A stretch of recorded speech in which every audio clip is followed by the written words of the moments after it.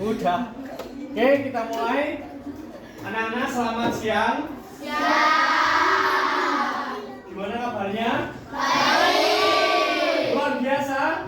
Luar biasa. Tangan dulu kita. Oke. Jadi pada kesempatan kali ini kita bertemu lagi di kelas 5. Kita akan bahas tentang coding dan KAA atau kecerdasan artifisial dan coding. Namun sebelum pembelajaran kita mulai, terlebih dahulu mari bangkit berdiri dulu.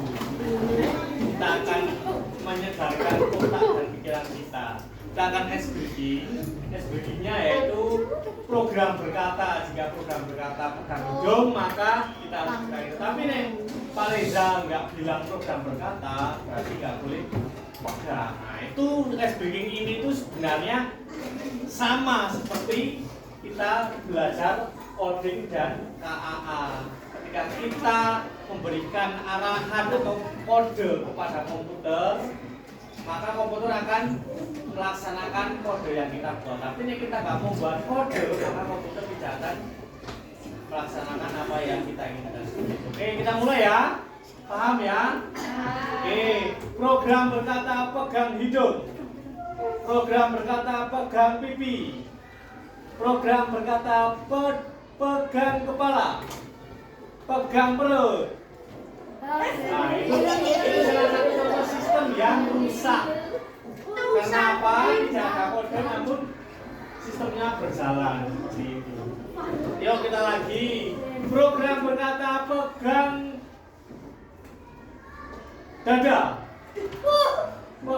Program berkata pegang kepala. Program berkata pegang hidung, pegang telinga. Nah, itu masih ada, itu tidak apa-apa. Yuk sekali lagi terakhir. Program berkata pegang pundak, pegang kepala.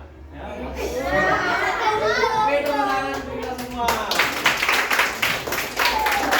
Oke, sebelum itu Pak Reza absen dulu. Ini ada yang nggak berangkat. Nggak berangkat semua. Oke, kalau berangkat semua, kita lanjut langsung ke materi pembelajaran, yaitu kita akan membahas tentang mengenal coding dan kecerdasan artifisial atau KA dalam pembelajaran. Di sini ada yang pernah dengar tentang coding dan KA atau kecerdasan artifisial? Ada yang pernah dengar? Coding itu apa? KAA, kecerdasan artifisial, siapa yang pernah dengar coding atau pernah belajar sedikit tentang coding? Habis? Siapa? Dulu? Nah, dulu diajari aplikasi juga. Nah, seperti itu. Kemudian KAA, dulu sambil belajar KAA enggak? Enggak, karena KAA itu kan baru-baru saja. Nah, jadi coding adalah Abi, coba dibaca. Memberi perintah ke komputer. Seperti contoh ketika kita belajar coding, kita akan membuat suatu kode atau perintah kepada komputer. Contohnya komputer maju 3 kali, kemudian belok kiri. Nanti robotnya atau ikonnya itu akan berjalan seperti itu. Ketika kita belajar beberapa aplikasi di komputer, seperti halnya coding seperti itu. Kemudian komputer tidak paham bahasa manusia, harus pakai kode lah, seperti itu. Seperti contoh, nek Pak Reza menyuruh Beril, Pak Reza mau buat nasi goreng, ternyata masakonya habis. Nah, Pak Reza nyuruh Beril, mau minta tolong belikan masako ke warung Bu Aninya. Itu kan sama-sama manusia kan tahu. Tapi nek sama komputer itu kan nggak bisa. Komputer minta tolong buatin gambar atau video pembelajaran, itu kan nggak bisa komputer ini. Kan ya cuma diam tuh nggak bisa. Tapi ketika kita mengetik membuat kode, contoh buatkan video yang bertema kearifan lokal yang berada di daerah di Temanggung dengan durasi sekian dengan dua tokoh, yaitu tokoh yang pertama memakai baju daerah adat dan yang kedua memakai baju adat Bali contohnya.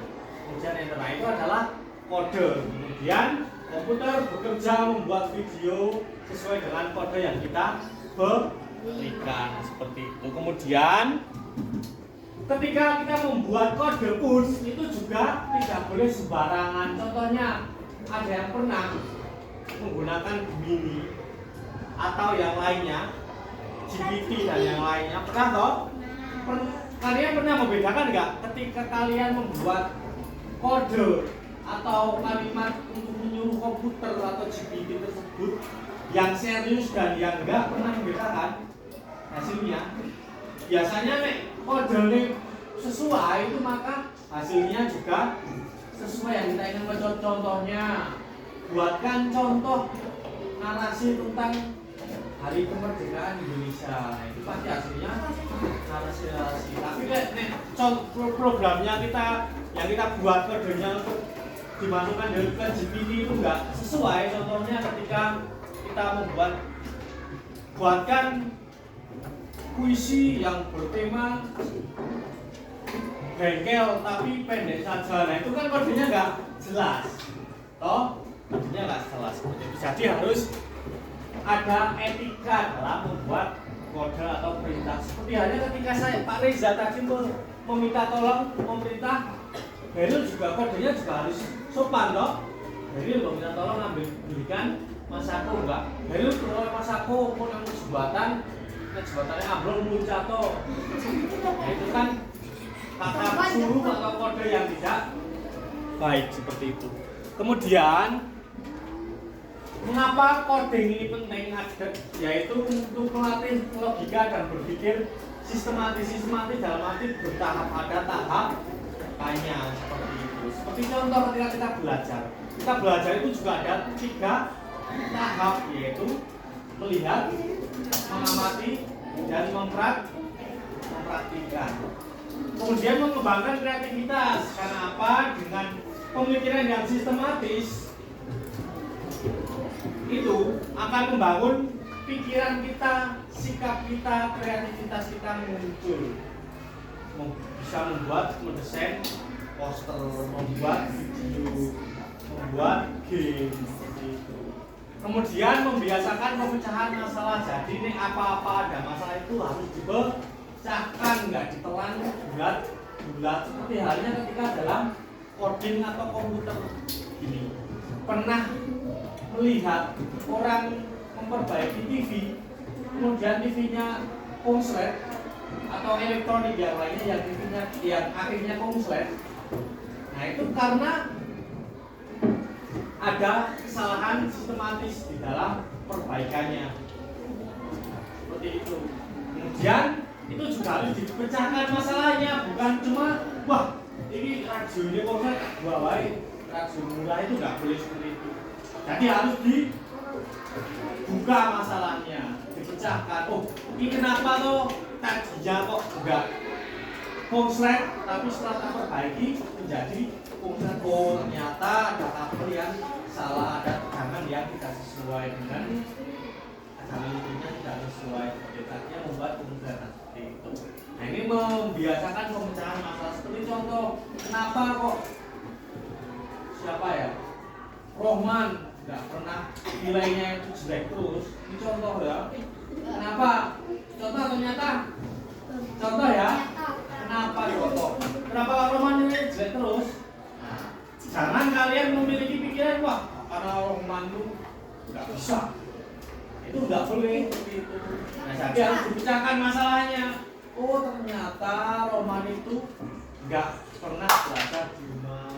Dikarenakan di rumah membantu orang tua bekerja, kemudian tidak ada waktu untuk belajar. Ternyata akhirnya Roman tidak bisa mengerjakan soal-soal dengan baik seperti itu. Nah, dengan coding ini mampu membuat pemikiran kita itu bisa sistematis. Kalau ada permasalahan kita bisa mengusut sumbernya, cara mengatasinya seperti itu. Next, kemudian, nah KAA, apa itu kecerdasan artifisial, yaitu mesin komputer yang bisa berpikir seperti manusia. Kenapa kok bisa seperti manusia? Ada yang bisa menjelaskan? Mesin kok bisa seperti manusia? Siapa yang bisa menjelaskan? Al-Faruq? Aziza? Siapa? Satu? Ya, coba. Karena buatan manusia masih kurang pas. Coba. Kenapa? Karena diberi arahan, ya. Aziza. Belajar dari data. Belajar dari data. Satu lagi terakhir, kenapa kok mesin yang bisa berpikir seperti manusia? Mbak, satu lagi. Siapa yang berani? Nah, yang paling tepat yaitu tadi belajar dari data. Kita bisa apa namanya? Bisa bicara dengan baik, bisa membedakan mana yang baik dan mana yang buruk. Itu dari hasil apa? Dari hasil belajar, dari hasil membaca, dan dari hasil mengulang suatu perbuatan. Nek dulu kita itu belum bisa membedakan mana yang baik, kita latih terus, kita lakukan sesuai dengan arahan orang tua, guru dan orang lain, maka akhirnya kita bisa mengetahui, oh yang ini bagus, yang ini tidak. Seperti halnya atau ini kecerdasan artifisial itu seperti mirip manusia, tapi mesin komputer. Karena apa? Kita minta buatin PR matematika dengan rumus A dengan soal berikut, ketik masukkan soalnya itu juga tidak ada hasilnya beserta caranya. Kemudian bisa belajar dari data, mengenali pola dan membuat keputusan. KA atau Gemini atau GPT atau VO3 atau apa? Cici itu bisa belajar dari data. Dia semakin pandai karena digunakan berulang kali. Seperti halnya manusia, pikirannya, otaknya nggak pernah digunakan, nggak pernah belajar, nggak pernah membaca, hanya cuma ngegame semua. Nah itu maka pemikirannya akan tumpul, beda dengan orang yang gemar membaca, belajar dengan giat, maka akan cerdas. Mengenali pola dan membuat keputusan, namun satu, tidak memiliki perasaan seperti manusia, tidak memiliki sifat emosional seperti manusia. Nah ini perbedaan otak manusia versus AI. Kalau manusia belajar dari pengalaman langsung, kalau kecerdasan buatan belajar dari data yang diinput oleh manusia. Ini kita belajar dari pengalaman langsung. Seperti contoh, kalau menyeberang jalan itu harus tengok kanan kiri biar nggak kecelakaan. Nah kita coba mengamati, oh ya ini karena memang kendaraannya berseliweran banyak, maka harus tengok kanan dan kiri seperti itu. Tidak cukup itu. Tapi AI itu tinggal kita memasukkan kalau menyeberang jalan itu harus tengok kanan dan kiri. Nggak perlu membuktikan karena dia nggak bisa. Nah, itu sesuai dengan data yang kita masukkan. Manusia kan kita harus membuktikan dulu seperti apa loh. Kemudian punya emosi. Jika manusia, kalau AI tidak punya emosi, pernah GPT itu marah, kamu kok banyak omong tuh gitu. Pernah marah? Kayaknya marah gimana? Nah itu tidak marah, itu hanya menyampaikan karena pasti pertanyaannya diulang-ulang terus toh. Beda dengan manusia, contohnya Beryl jangan Beryl terus di Owen. Contohnya Owen ditanya Dian 30 kali pertanyaannya, kamu sudah makan? Belum. Owen mesti marah, udah dijawab, udah itu masih sudah makan, itu masih diulang Dian selama 30 kali. kamu udah makan begitu pasti Owen marah. Nah itu baru 2 kali aja udah marah. Tapi nek komputer atau AI atau GPT itu nggak marah. Karena nggak memiliki sifat marah. Contohnya di pertanyaan berulang-ulang pasti ya akhirnya carilah pertanyaan yang beda dengan pertanyaan sebelumnya. Nggak pernah GPT, Gemini, Cici itu ngomong gini, kamu tuh banyak omong, pergi saja lah. Nah itu nggak pernah. Dan yang terakhir fleksibel, bisa menyesuaikan. AI terbatas pada ukurannya.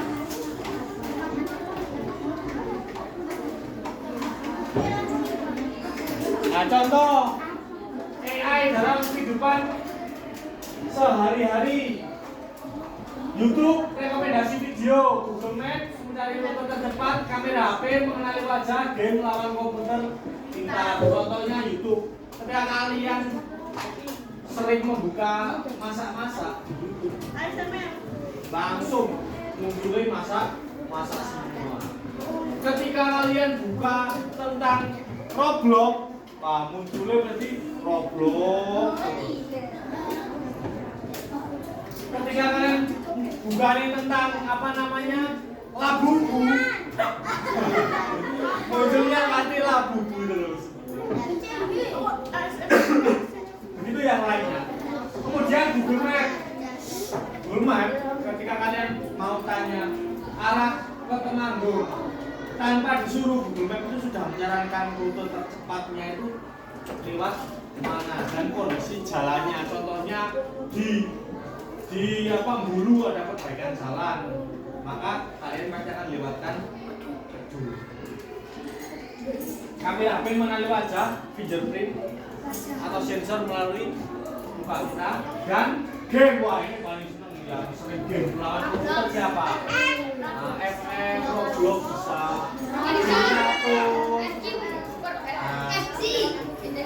Kenapa saya pernah main catur?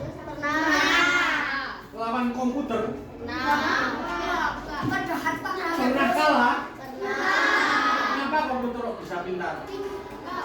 Karena belajar dari gerak-gerik kita atau gerak-gerik orang-orang yang pernah menggunakannya. Awal-awal aplikasinya dibuat tapi pernah kita, ya mungkin belum tentu bisa melawan kita. Tapi karena dia sering, ternyata contoh ya, ketika digunakan oleh Abi, bolanya seperti ini, digunakan oleh Berry seperti ini, akhirnya dia menjadi pintar seperti ini.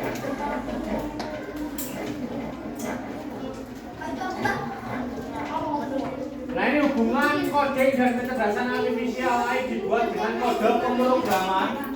Ya, coding adalah dasar untuk membangun AI. Anak-anak bisa belajar coding melalui aplikasi-aplikasi yang sederhana dan mudah. Selanjutnya, sebentar, ini coding dan AI dalam pembelajaran membantu siswa belajar matematika, bahasa Indonesia dan seni dan yang lainnya. Membantu, tidak mengerjakan. Ketika kalian menggunakan Cici, Meta, GPT, itu juga konsepnya itu membantu. Lanjut, contoh soal berapa provinsi yang ada di Indonesia, ya jangan langsung ya boleh lah ditanya berapa sih provinsi di Indonesia. Oh ternyata 36. Kalian jawab, tapi kalian harus pelajari. Oh ternyata itu provinsinya itu ada A, B, C, D, F, G, H, I, J, K sampai Z sampai 32. Tapi itu nggak cuma ditelan mentah. Kemudian bisa digunakan guru untuk personalisasi belajar atau mendukung pembelajaran, dan yang terakhir menumbuhkan minat pada sains dan teknologi. Karena apa? Kemajuan zaman itu akan selalu berkembang seiring berkembangnya waktu, maka kita harus bisa mempersiapkan kemajuan zaman tersebut.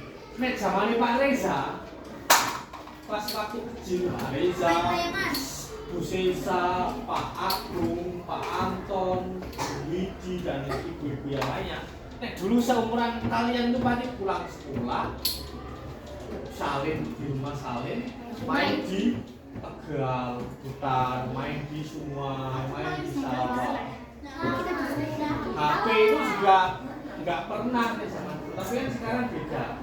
Kalau kita tidak memiliki HP, itu sepertinya kita tidak memiliki teman. Tidak memiliki teman. Karena apa? Sekarang interaksinya, chat-chatannya lewat HP. Tapi harus bijaksana.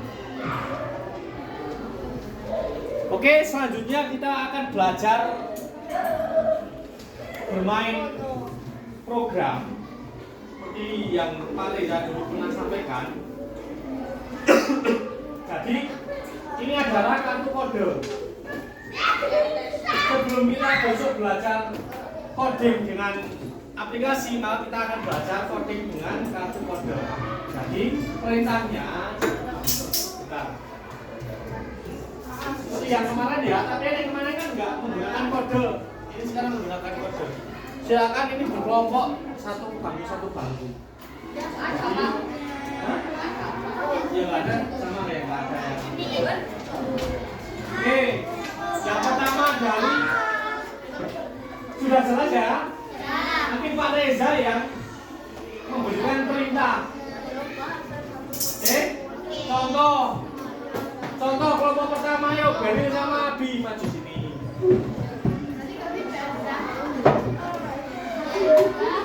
Nih, komputernya siapa? Beril. Perhatikan, komputernya Beril. Saya menggunakan siapa? Abi. Silakan menyuruh komputer untuk mengambil apa? Contoh, mengambil helm. Jadi, perhatikan Pak Reza. Sekali satu kertas ini, ya, jumlahnya 2 langkah. Oke. Jadi, sampai sana itu harus menggunakan berapa sampai berapa langkah dan menggunakan kartu berapa. Oke, yang silakan Abi susun di meja kamu. Silakan. Tadi ini udah tersusun kayak kamu baru jalan ya. Yuk, perintahnya yaitu untuk mengambil helm di meja sana. Ya, dikira-kira dulu. 3. Oke, 3. Ayo, 1, 2, 3.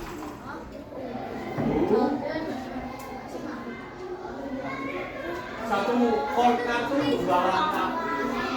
Dulang. Ayo, 1, 2, 3. 1, 2, 3. Wah, pas, tepuk tangan untuk Abi dan Beril. Oke, selesai. Kemudian selanjutnya, yo gini sama. Silakan. Siapa komputernya? Tuh.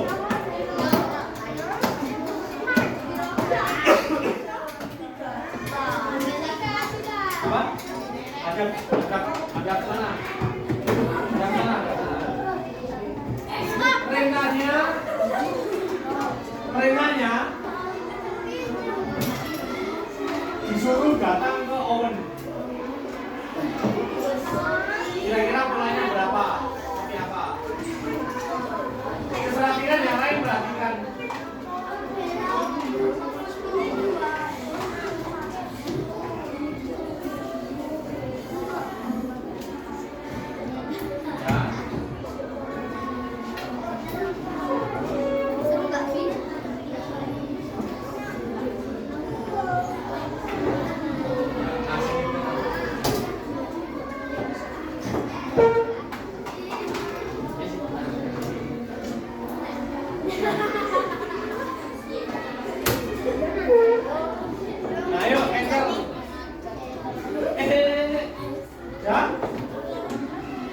Nah, ini melihat kodenya dulu pola. Ternyata harus maju berapa kali? 1, 2, 3. Yuk, dicoba.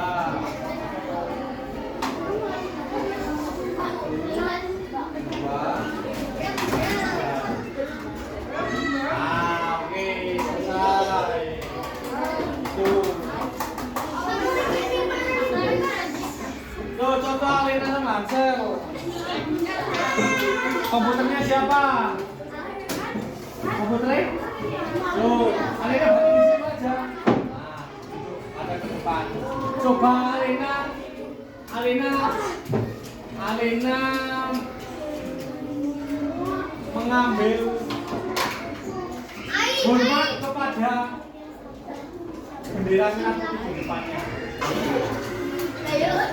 Susun kodenya. Silakan.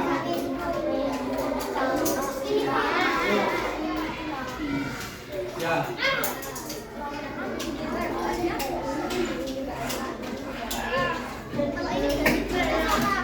Ya, semuanya dokter.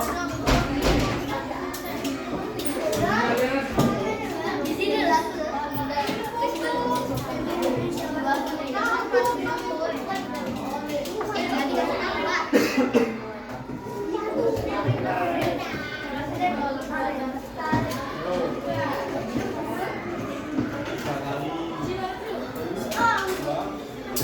Empat, satu lagi. Belok kanan.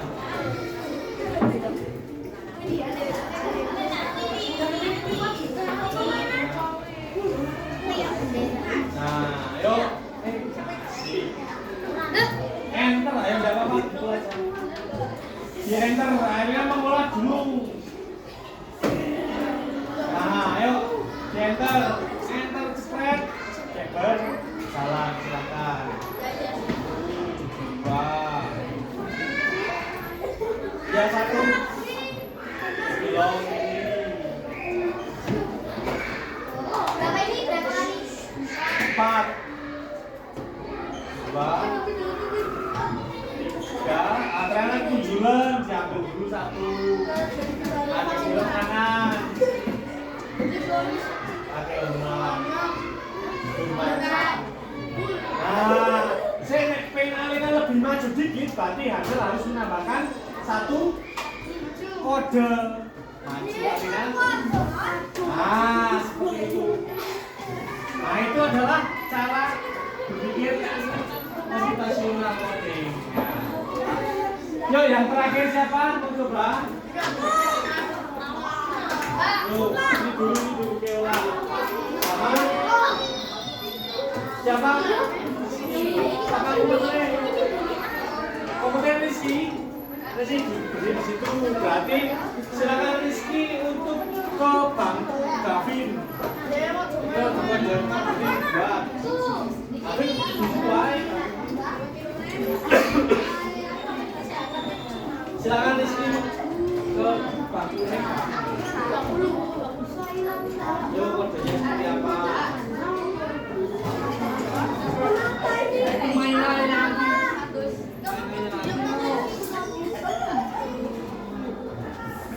Membutuhkan kode seperti apa? Kanan, lebih. Berapa kali?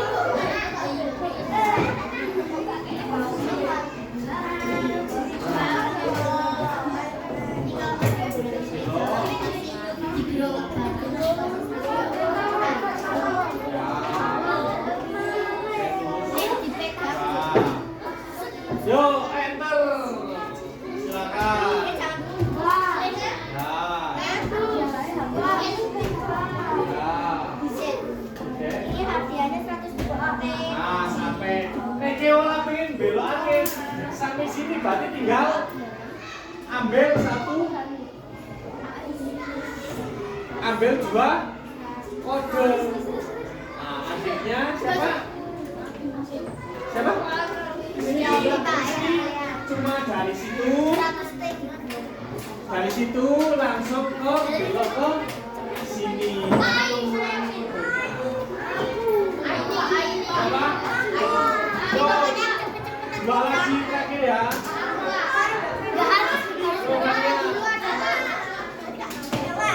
Yo, siapa komputernya?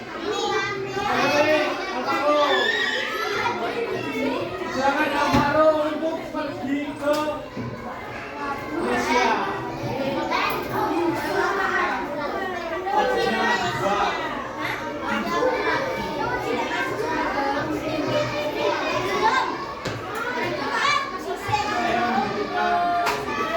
Sini mana sini? Alvaro sini. Ya.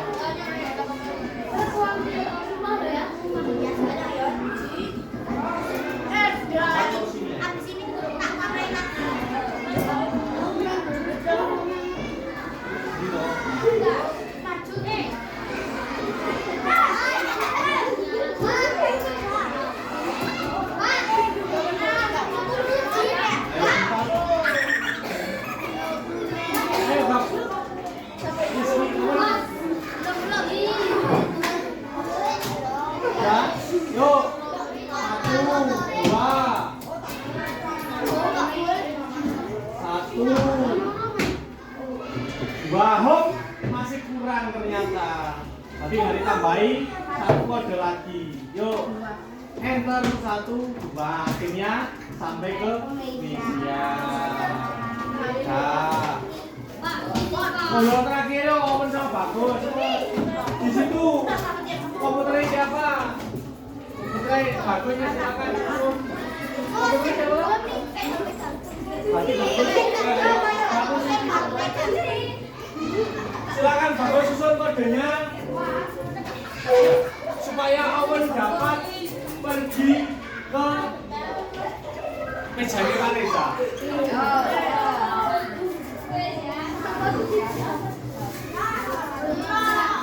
Mana? Cuci tangan. Amin.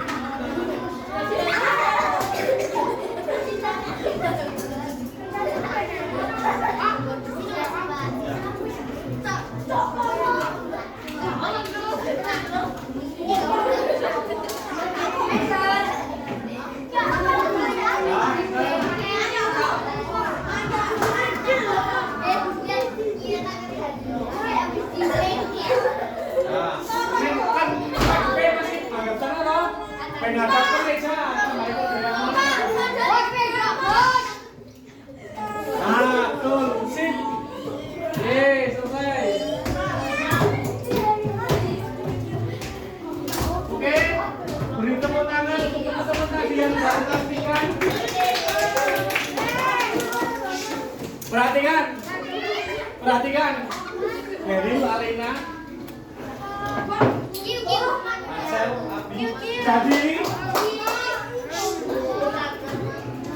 tadi berikut adalah satu contoh game komputasional. Game komputasional seperti komputer, coding secara unplug atau tidak menggunakan komputer itu tadi. Nah, coding dengan komputer itu seperti halnya tadi kita membuat kode supaya robot bisa berjalan. Itu kodenya seperti apa? Supaya robot bisa berjalan 50 meter itu seperti apa? Nah, jadi kesimpulannya anakku, coding dan KA itu mengajarkan kita untuk bisa berpikir komputasional, sistematis, selalu memecahkan masalah. Namun ada satu hal yang paling penting, yaitu tujuannya kenapa? Hal yang paling penting yaitu kita harus memiliki etika dalam penggunaannya. Nggak boleh kita menggunakan kecerdasan artifisial atau KA dengan semaunya sendiri. Kita gunakan Gemini, kita gunakan Cici untuk mencontek, itu tidak boleh. Tapi jika digunakan untuk mencari referensi, itu boleh. Ada pertanyaan kami sini? Jadi sebelum kita akhiri, silakan salah satu untuk memberikan kesimpulan dalam pembelajaran. Kawan, silakan siapa memberikan satu kesimpulan. Gak ada yang salah, ini sesuai dengan pendapat kalian masing-masing apa? Siapa satu kesimpulan? Siapa yang silakan? Siapa yang mau memberikan kesimpulan? Angel? David? Siapa? Kalian ayo. Victoria? Belum? Grace? Tadi gini-gini? Oh, enggak. Ada? Oke, kalau belum ada intinya kita harus bijaksana dalam penggunaannya. Kenapa kode dan KA ini penting? Supaya kita dapat berpikir secara sistematis dan dapat digunakan untuk membantu kita dalam menjalani kehidupan. Namun itu juga perlu keseimbangan, jangan sampai kita itu terpaku dengan kecerdasan artifisial atau aplikasi-aplikasi seperti Cici, Gemini, seperti ini tanya nih Cici, ini tanya nih Gemini, ini tanya nih Cici, ya jangan sampai seperti itu. Dan itu sebagai sumber rujukan kita belajar.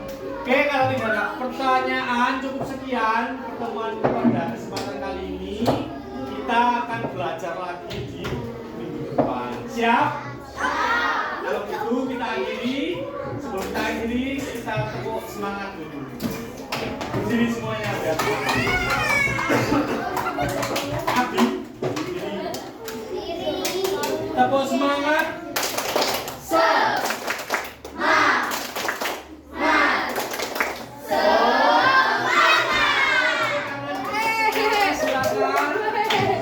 Ada hal yang berkenan yang mau kita sampaikan. Maaf. Terima kasih. Selamat siang. Dah. Belum. Apa Bi?